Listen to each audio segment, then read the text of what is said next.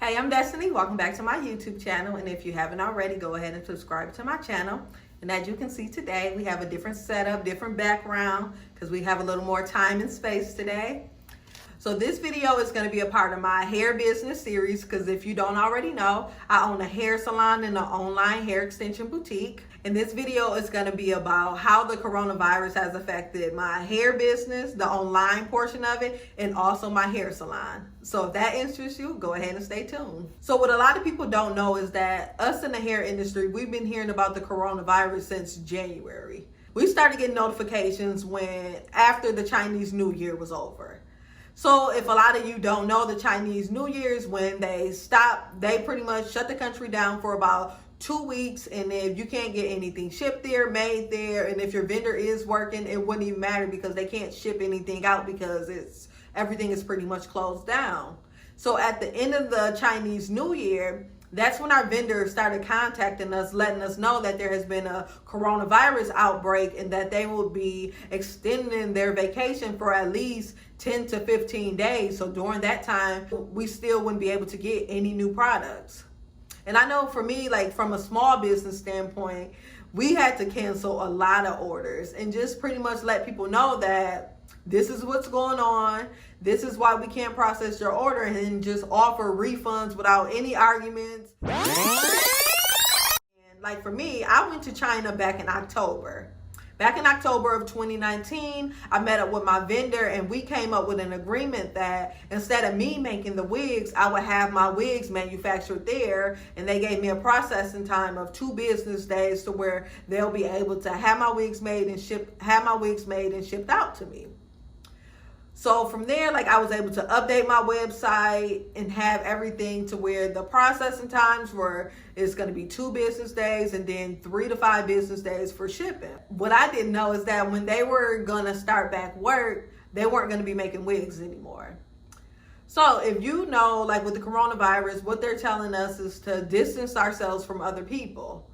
So my vendor, they were still able to ship out different hair products, but they weren't able to work at their actual stations where they'll be able to make the wigs at their sewing machines. Because with the factory setup, it's where the sewing machines they're set up back to back to back, so they weren't able to produce them. So during that time, like I was still collecting wig orders online, but I was letting people know like, hey, it might take an extra 1 to 2 weeks because now I'm going to be back personally making the wigs. And just even doing that, staying ahead of the wig orders online, like that put my business behind about 3 weeks. I was in the salon all the time, making wigs back to back. And then also I wasn't able to stock the wigs in the store because it's about 6 mannequin heads where we have, just in case people want to come in and they don't want bundles, they just want to buy a wig. So we like to have a couple wigs on display. But since I wasn't able to produce them like that, we weren't able to have any wigs in the store. As far as the hair side is that the cost of hair has gone up. So my vendor let me know, she's like, hey, it's harder for us to collect good hair.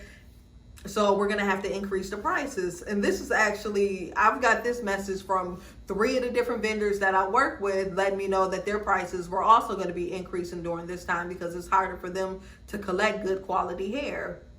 And for most that I've seen, the cost of hair has gone up about $5 per bundle, which is a lot. Like that is a lot. Once they were able to get the coronavirus under control in China, everything did go back to normal to where they were shipping out hair normally, to where they were able to make the wigs again in the factory. So I had about 3 weeks of everything running just as smooth as normal to when it hit the United States. And when it hit the United States, like Americans panic.